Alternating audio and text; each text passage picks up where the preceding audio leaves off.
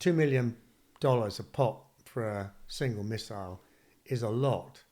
But actually, apparently, we had to throw, or Zelensky had to throw 3, 4, 5 missiles at that ship to sink it. And the reason is some of them were going to be shot down. Russia commissioned North Korea to provide 1 million rounds of artillery. Iran is providing Russia with drones and missiles. So, Sean, remember Churchill's famous phrase about the beginning and the end? Israel hit a refugee camp the other day, and in its explanation or even excuse, they said it was the wrong bomb. What on earth is the wrong bomb? Sean, Zelensky blows up a Russian ship with a missile. It's a big one. It's almost 20 foot long. It's 4,000 pounds in weight. It's this big at the trunk. How the hell does he get hold of missiles like that? We don't yet absolutely know, but it sounds like a Storm Shadow missile that was used, which of course the Brits have given to Zelensky, and it's an incredibly capable missile. What's fascinating though about the whole weapons debate, which is very topical at the moment, is that, for example, Ukraine's trying to defend itself from the Russian missile attacks. So it's got air defense missiles that go up against them. If you provided Ukraine with the best air defense missiles that we can provide, they would shoot down all the Russian missiles. Russia would now do what we used to do in the Cold War and go, right, we need to have a slightly more capable missile than this, and we'll work out how to combat our air defense missiles and therefore get through them. So what? They're part of our national defense. So if you expose your full capability in a war like this, the danger is it compromises your own national defense. And that's one of the reasons why the West is very reluctant to give modern missiles, modern capability to Ukraine. So that segues back to your question about the Storm Shadow. Surely that's an amazingly capable missile, $2 million a pop, I think they're meant to be. So how was it that we were able to give Ukraine that? Because it flies 250 miles, Mach 0.8. It's a very capable missile. Well, part of the reason behind that is that missile is actually 30 years old.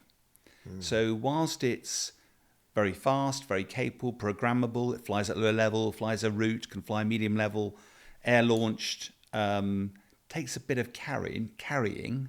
So the Ukrainians had to do some very fast work to try and get this thing fitted, because, as you said, it's close to 4,000 pounds. Most of the bombs we used to carry are 1,000 pounds, 4 times the weight. So if you put it onto a jet, the jet's going to struggle to carry it, let alone launch this thing. Luckily, I don't suppose they had to go through the full gamut of safety checks, because it's going to war, just let's get it fired. But if you look at the technology involved, even though it's getting through and blowing up targets, do you remember what your mobile phone was, 30 years ago? That's the level of technology. Were there mobile phones around? They were actually bricks. They weren't phones. They were used to make phone calls because you didn't have any data on them, stuff like that. Remember we talked about the Hamas attack on Israel, and they basically overwhelmed with volume the Israeli Iron Dome defense system. Well, $2 million a pop for a single missile is a lot. But actually, apparently, we had to throw, or Zelensky had to throw 3, 4, 5 missiles at that ship to sink it. And the reason is some of them were going to be shot down. So that's $10 million. That's big. It is big, but again, there's some really interesting accounting here. Is Ukraine being charged $2 million a pop for the missiles we give them? And I think this is what's fascinating about some of the weapons deals that are being done. So simple maths at the moment. I think we bought about 1,000 of those missiles when they were made. So $2 million a pop or so at the time. So we do the maths, $2 billion worth of missiles. We've used about 150 of them over the years. They were going through an upgrade program most recently. I think it was about 2017, because to get the technology moved up so they were still relevant, that they could actually be more credible and capable in a modern battlefield. But we weren't going to upgrade all of them. Now, I'm speculating now to numbers, but informed sources talk around about 300 missiles is probably what we need for our national capability. So you do the maths, we had 550 missiles left over. Now, interestingly, first of all, you have to pay for them to be stored and maintained. Secondly, if you want to decommission them, which is effectively what we want to do, you pay industry quite a lot of money to do that. So it's cheaper to give them away. Correct. Give them away, get them used. They now get used in anger. Have they cost us the purchase price to give them to Ukraine? Or have they saved us money that we would otherwise have spent maintaining them or disposing of them? And Yes. so some really interesting maths around the capability of giving older equipment to the Ukraine. And it's also, but it's very much about protecting our national capability because the technology is our asymmetric advantage. You do not want to give that away in a war like To the this. opposition, yeah. Yeah, it sounds like a sort of useful, weird logic. Well, that's Economically. why economically, yeah. So both sides have or appear to be reaching the point where their weapons reserves are being exhausted. How can the war continue? Well, one of the things that the West is obviously going back to grand strategic now. Ukraine is the David to Russian Goliath. So if they were simply to do a war of attrition, the big guy normally wins. What the West has done very effectively is provided technology and weapons, anti-tank weapons, modern tanks, etc., which has provided enough an advantage for Ukraine to stop the Russian advance and then push them back a bit. The problem is that you also still need lots of conventional weapons like artillery shells and bullets. But the volume that this war is consuming far exceeds whatever war stocks are out there. Now, up till now, the West has provided immediate supplies of weapons from our own war stocks.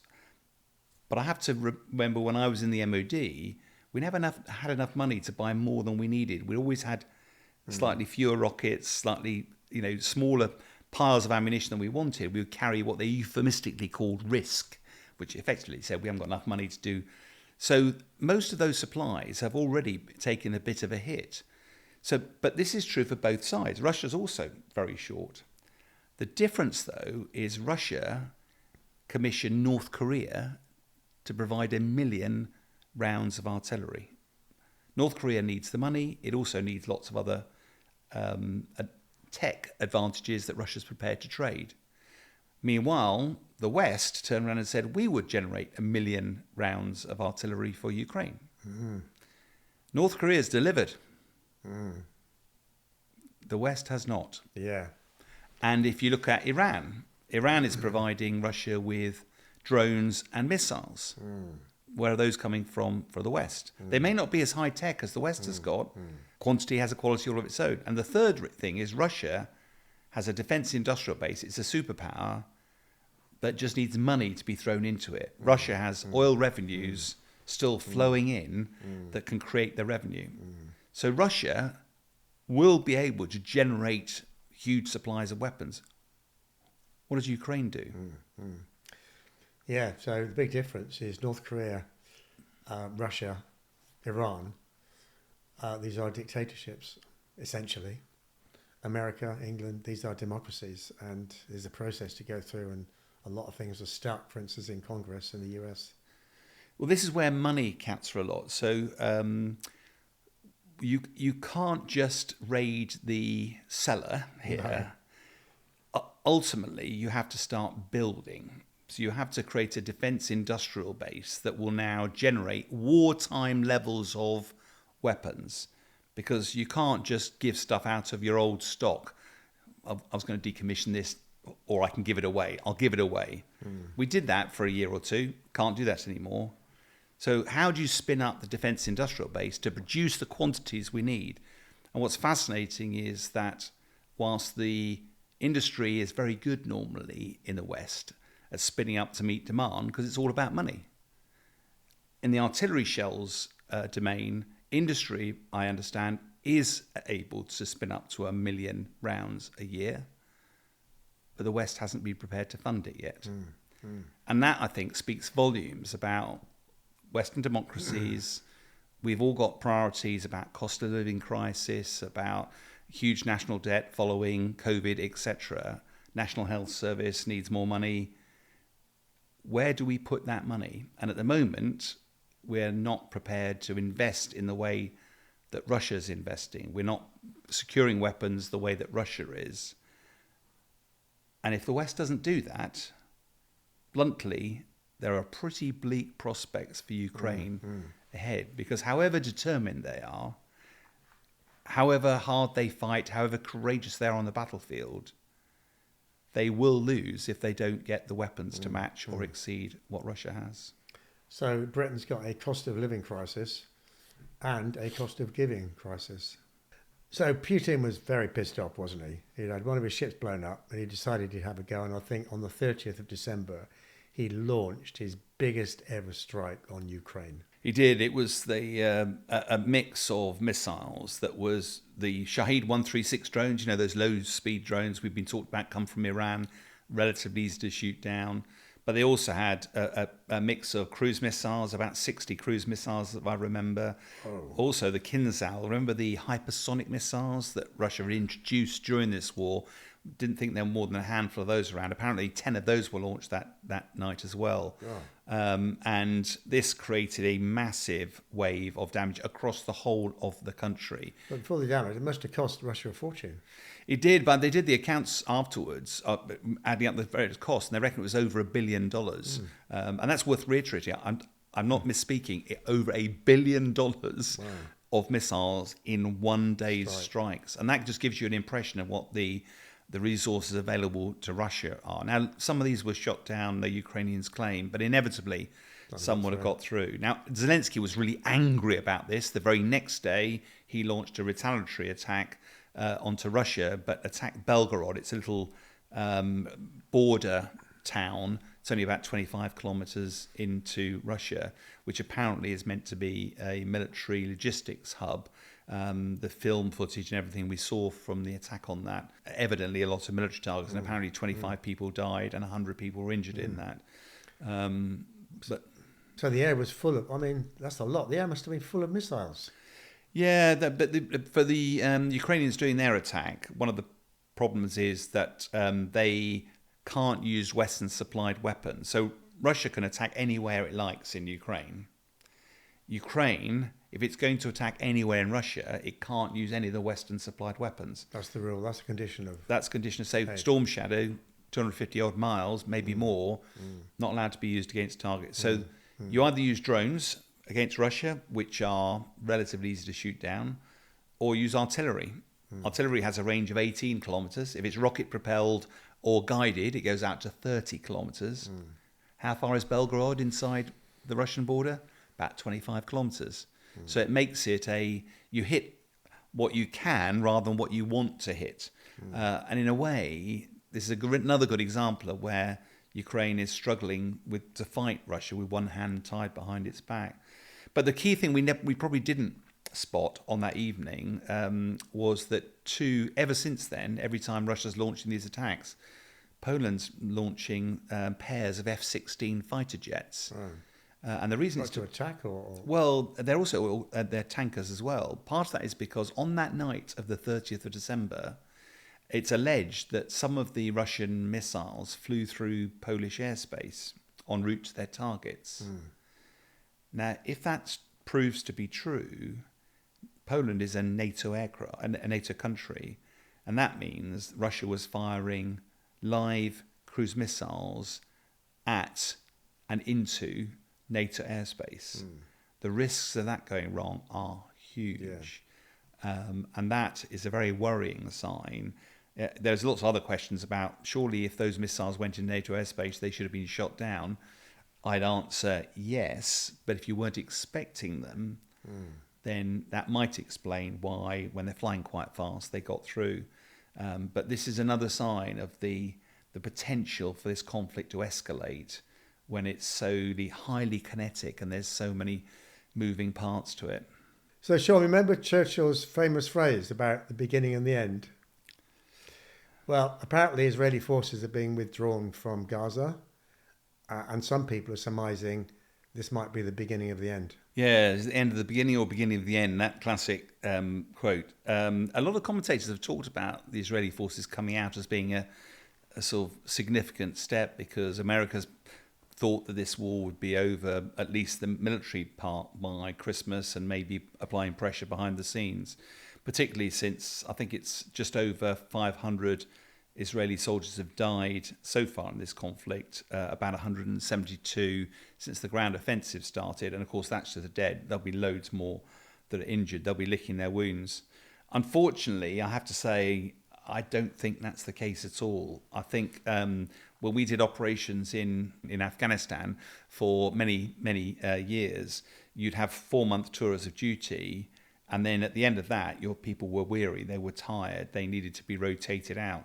So you'd pull them out after 4 months, they'd have 4 months rest, then 4 months retraining, and then they would redeploy.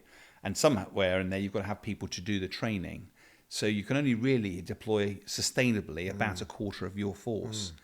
I understand that Israel mobilized about 350,000. And I understand that they put quite a lot of those into the Gaza. And we're now into the 4th month. 7th of October, November, December, we're starting the 4th month. And it's no great surprise that they're going to need to rotate people through, give them a rest. It's incredibly tense, the fighting and the environment. So almost certainly that's not marking the beginning of the end at all. Just business as usual, really. I think so. And what's a bit disturbing is you start looking at what next, because if you look at some of the statistics, so I was disturbed the other day looking at, remember when the Northern Ireland and we had the Troubles and we were bombed in London occasionally, and I remember talking to some Americans going, how could you live in London with all that bombing going on? You went, there's only 1 or 2 bombs that went off, but on the media it looked like the whole of London. My point being is that Gaza, the danger is you see all this stuff leveled and you think, is that the whole of Gaza? And it's not. But it turns out that about 30% of Gaza has now been leveled. And if you look at the Second World War, Germany was devastated in the Second World War by the end of it. It had lost 10% of its infrastructure by the end of the war, and it needed massive work to get it rebuilt. Gaza's already 30% been destroyed, and Israel's not finished yet.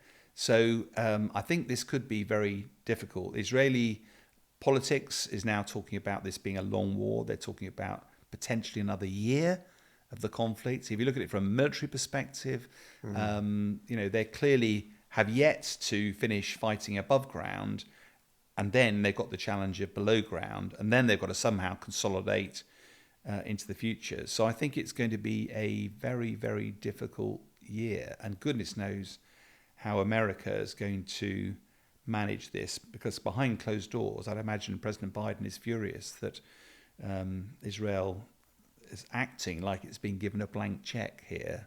Casualty figures continue to rise. The humanitarian situation, despite the UN Security Council resolution, has not been resolved, and the fighting continues. Yeah, that's really interesting, Sean, because if we assume at some stage Hamas is going to run out of fighters, of its weapons reserve, if we, the Houthis we know now are involved, their stocks go and they've got nothing more to offer.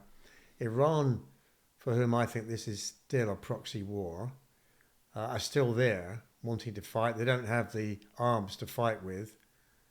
What's Iran going to do next? Yeah, I think they're all loosely related, aren't they? So the one common factor, as you say, is Iran is funding Hezbollah, that's based in Lebanon up to the north, that's fighting every day. We're not hearing much about it. Lots of cross-border skirmishes. It's funding Hamas, that we are hearing a lot about, and it's also funding the Houthis out of the Yemen. I think what's the difficulty is that there's been a lot of talk about maybe Hezbollah ramping up its game and a major conflict happening there. But 2 reasons why that's probably not going to happen, even though Nasrallah, the leader there, probably does want it to happen, is that Lebanon, last time there was a major war, got badly pummeled, and the people of Lebanon do not want that to happen again. So there would be no support for an escalation. They're happy for a calibrated response, but not for an escalation.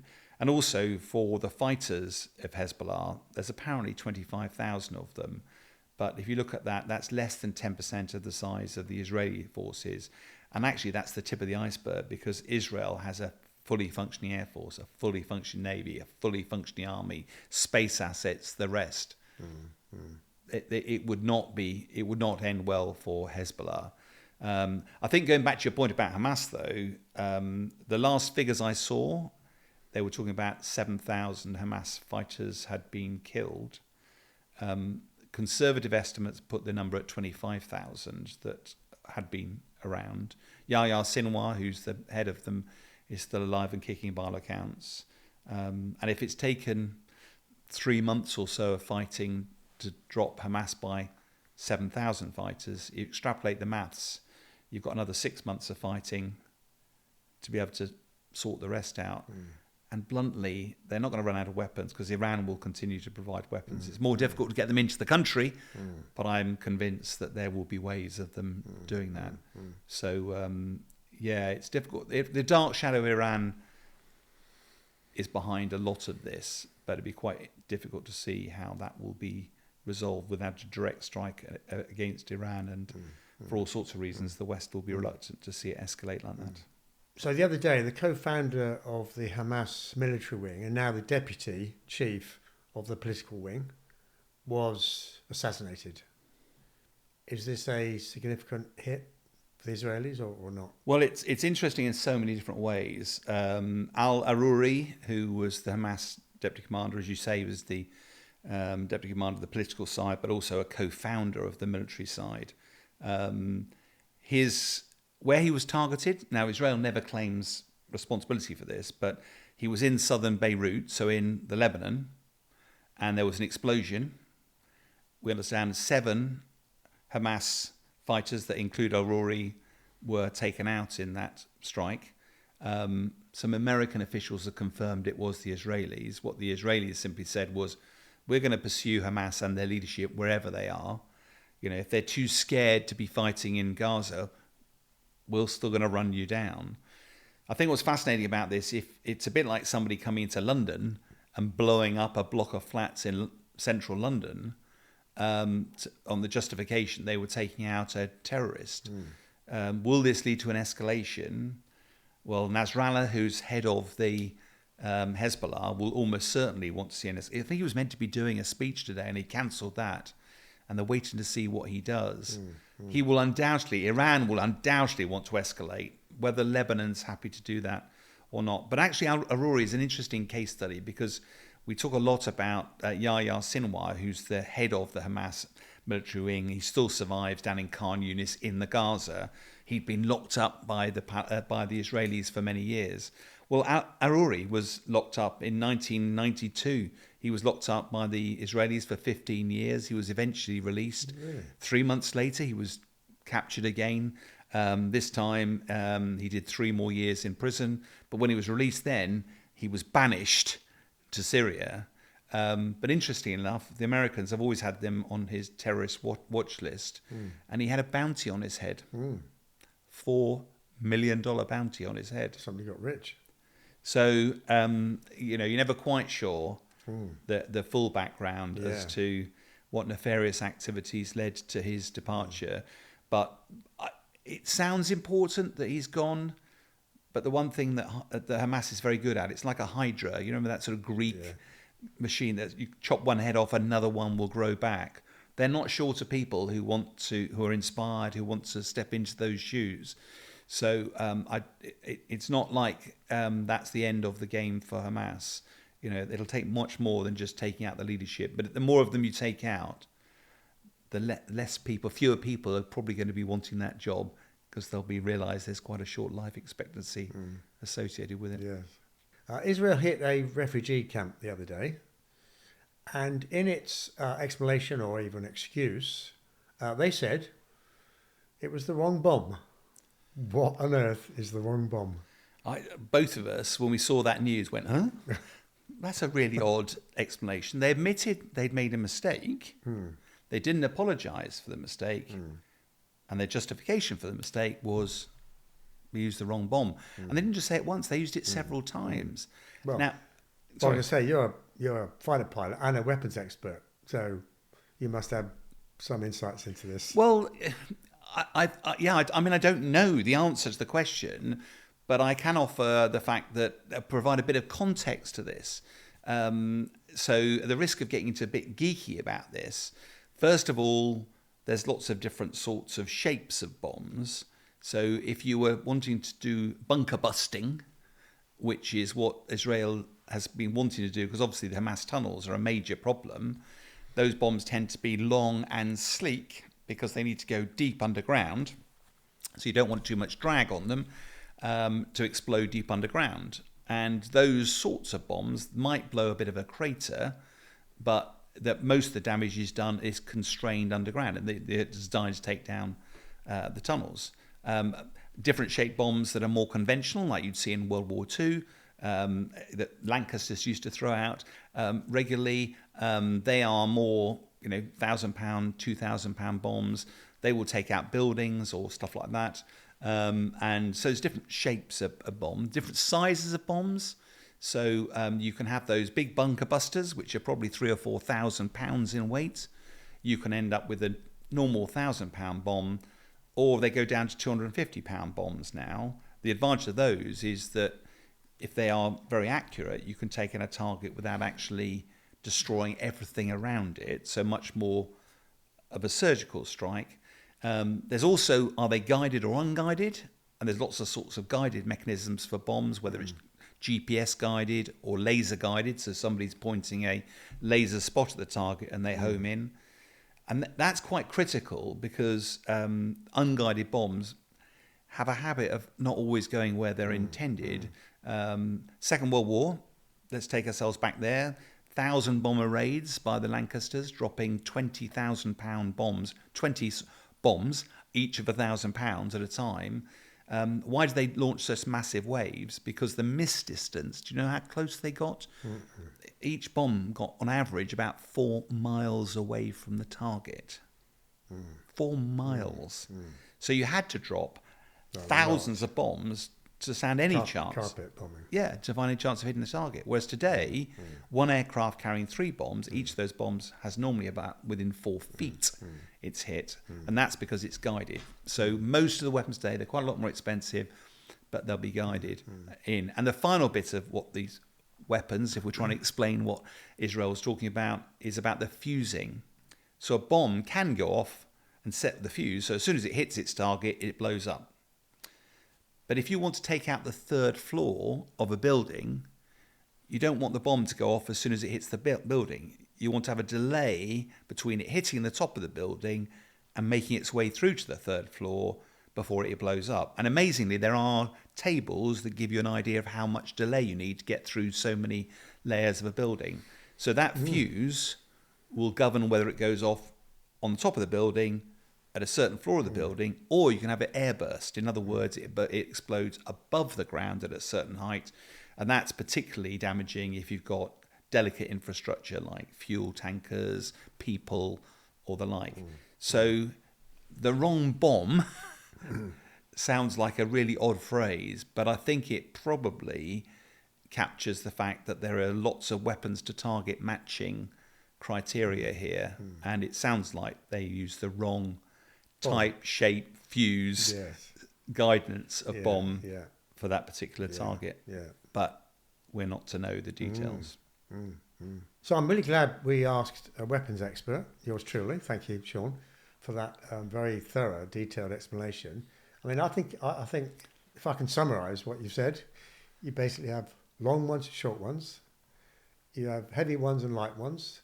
You have fat ones and skinny ones. And guided and dumb, and the ones that go bang before they hit the target, when they hit the target, or after they hit the target. And some that don't go off at all. Yeah, unfortunately.